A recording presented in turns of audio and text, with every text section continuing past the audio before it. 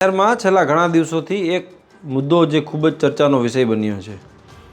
જામનગરના દરેડ બીઆરસી ભવનમાં જે પુસ્તકો પલળી ગયાનો મામલો છે તે ખૂબ જ પેચીદો બન્યો છે. સૌપ્રથમ આખી વાત જે છે તે સંક્ષિપ્તમાં હું આપને જણાવી દઉં કે જામનગરના દરેડ બીઆરસી ભવનમાં જે પુસ્તકો જે છે તે રાખવામાં આવ્યા હતા તે પુસ્તકો સમયસર વિતરણ ન થવાના કારણે તે પુસ્તકો ત્યાં બીઆરસી ભવનમાં રાખવામાં આવ્યા અને ત્યારબાદ કુદરતી આફત ત્રાટકી અને કુદરતી આફત ત્રાટકવાના કારણે તે પુસ્તકો ત્યાં પલળી ગયા. અંદાજિત 8,000થી વધુ પુસ્તકો જે છે તે ત્યાં પલળી ગયા અને જે વિતરણ થવાના બાકી હતા તે વિદ્યાર્થીઓ સુધી તે પુસ્તકો પહોંચી ન શક્યા.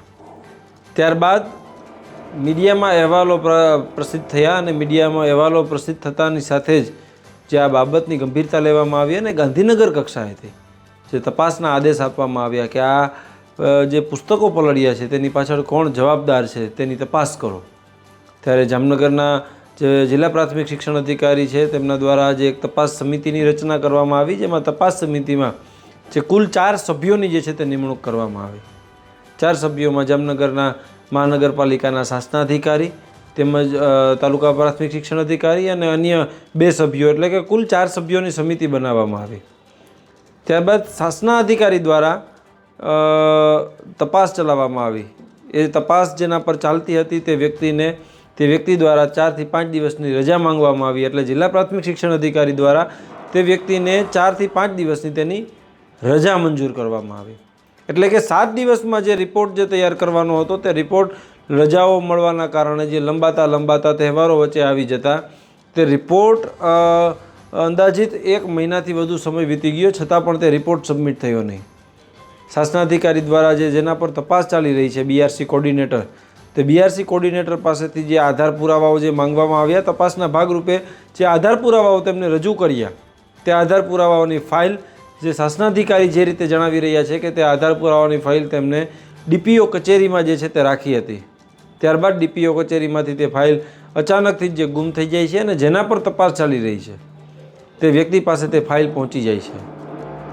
જ્યારે એ મામલો પણ જ્યારે ફાઇલ ગુમ થવાનો જ્યારે શાસનાધિકારી દ્વારા એટલે કે મુખ્ય તપાસ અધિકારી દ્વારા જ્યારે આક્ષેપ કરવામાં આવ્યા કે આ ફાઇલ ડીપીઓ કચેરીમાંથી ગુમ થઈ છે, હવે મારે કયા આધારે રિપોર્ટ બનાવવો, તો ત્યારે જિલ્લા પ્રાથમિક શિક્ષણ અધિકારી દ્વારા જે એવું નિવેદન આપવામાં આવ્યું કે જે અત્યારે હાલ જે આ ફાઇલ ગુમ થઈ છે તે કોઈ સમિતિના સભ્ય પાસે જ હતી અને સમિતિના સભ્યોએ તે ફાઇલ જે છે તે જેના પર તપાસ ચાલી રહી છે તે વ્યક્તિને આપવામાં આવી હતી. ત્યારબાદ મુખ્ય તપાસ અધિકારીને બાયપાસ કરી અને તે ફાઇલનો રિપોર્ટ જે છે તે જિલ્લા પ્રાથમિક શિક્ષણ અધિકારી દ્વારા ગાંધીનગર ખાતે સબમિટ કરી દેવામાં આવ્યો. સૌથી મહત્ત્વની વસ્તુ જે આ સમગ્ર જે પ્રકરણ થયું તે પ્રકરણમાં જે રિપોર્ટ તેમને સબમિટ કરી દીધો તે રિપોર્ટ શું કર્યો છે તેને લઈને અત્યારે હાલ જે અધિકારી જે છે તે સસ્પેન્સ રાખી રહ્યા છે. શા માટે સસ્પેન્સ રાખી રહ્યા છે તે સમજાતું નથી, કારણ કે રિપોર્ટ જે કંઈ પણ કદાચ જાહેર કર્યો હોય તો આજ નહીંતર કાલ તે રિપોર્ટ જાહેર તો કરવો પડશે.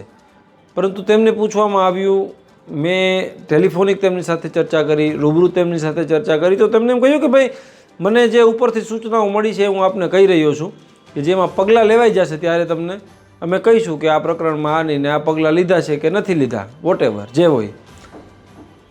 પરંતુ આ કોઈ સૈન્યની ગુપ્ત બાબત તો છે નહીં. આ દેશની એવી કોઈ સંવેદનશીલ મેટર તો છે નહીં કે જે છુપાવવી પડે કે જેને જાહેર ન કરી શકાય.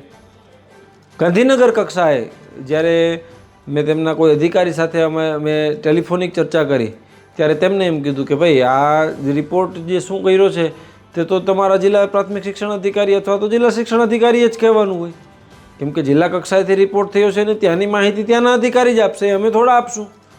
એટલે એકબીજાને ખો આપે છે. ગાંધીનગર ફોન કરો તો એ જામનગરથી લેવાનું કે છે, જામનગરથી કહો તો એમ કે મને અધિકારીએ ના પાડી છે.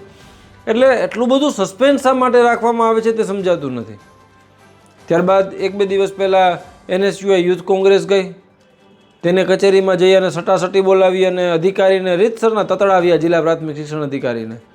જ્યાં સમગ્ર પ્રકરણને લઈ અને જે હવે રાજકારણ પણ શરૂ થયું, કારણ કે યુથ કોંગ્રેસ અને NSUI મેદાને આવી. પરંતુ હજુ સુધી અધિકારી કંઈ કહેવા તૈયાર નથી. ખૂબ સસ્પેન્સ અને ગોપનીયતા જાળવીને બેઠા છે.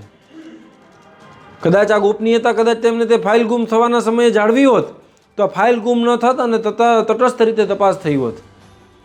તટસ્થ રીતે તપાસ થઈ છે અને તટસ્થ રીતે જ તેમનો રિપોર્ટ આવશે તેવું વારંવાર રટણ કરી રહ્યા છે.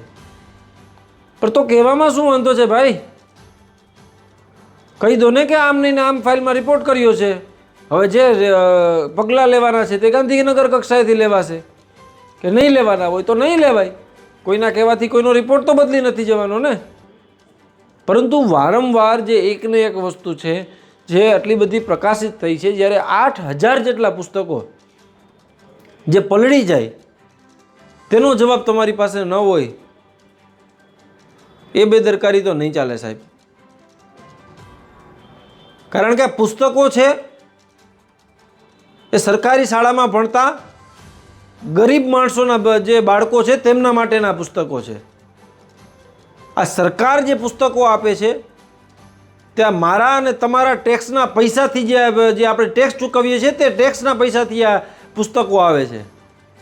એટલે આ કોઈની જાગીર નથી કે તમે મન ફાવે એમ ચલાવી લો અને પછી તમારું મન ફાવે એમ તમે રિપોર્ટ કરો. રિપોર્ટમાં તમે ગોપનીયતા રાખો, રિપોર્ટ તમે સસ્પેન્સ તમે ક્રિએટ કર્યા રાખો. તમને ગમે એટલા રાજકારણી કહે, તમને ગમે એટલું મીડિયા પ્રેશર કરે, પણ નહીં, મારે તો જે કરવાનું છે એ કરવાનું જ છે. કોના 4 હાથ છે માથે એ સમજાતું નથી અધિકારી ઉપર. કારણ કે આ પ્રકારનું વર્તન અધિકારી ક્યારે કરે? કાં તો તેમને કોઈ મજબૂત ખંભો મળી ગયો છે કે તેમને કીધું કે તમે ચિંતા ના કરો, હું બેઠો છું કે બેઠી છું કે વોટેવર જે કંઈ પણ હોય, તમે ચિંતા ના કરો, અમે બેઠા છીએ, કાંઈ નહીં થાય. આવો કોન્ફિડન્સ એક વ્યક્તિમાં કાં આવું થયું હોય તો આવે, અને કાં પછી એને નક્કી કરી લીધું છે કે ભાઈ મીડિયાને રાજકારણને એ તો બધા કીધે રાખે, લોકો તો વાતો કર્યા રાખે, હું અધિકારી છું, મારે શું કરવાનું છે મને ખબર છે. કાં આ એરોગેન્સ છે. બેમાંથી એક વાત તો સ્પષ્ટ છે, મુદ્દો છુપાવવાને કોઈ સ્થાન નથી. કારણ કે આજ નહીંતર કાલે જો પગલાં લેવામાં નહીં આવે તો એ વાત પણ બજારમાં આવવાની છે, અને જો જે કાંઈ પણ પગલાં લેવાશે તો પણ વાત બજારમાં આવવાની છે. તો છુપાવવાનું શા માટે? પરંતુ ખેર, કદાચ અધિકારી હવે તેમની ચામડી જે છે તે કદાચ વધારે પડતી હવે જાડી થઈ ગઈ છે કે તેમાં તમે કંઈ પણ કહો તે કંઈ અસર નથી થવાની. માફ કરશો, તેમને કોઈ પણ જાતની અસર નથી થવાની. એટલે કદાચ હવે તેવું તેને માની લીધું છે કે જેને જે કહેવું હોય ભલે કહે, અમારે તો જે કરવાનું છે એ જ અમે કરશું. પણ એવું નહીં ચાલે સાહેબ. આ લોકોના ટેક્સના પૈસાથી આ જે પુસ્તકો છે ને એ લોકોના ટેક્સના પૈસાથી જે બાળકો માટે આવે છે. એક સામાન્ય મધ્યમ વર્ગીય માણસ તેના બાળકની સ્કૂલની ફી કઈ રીતે ભરતો હોય ને તેનું જ પણ જાણતું હોય છે.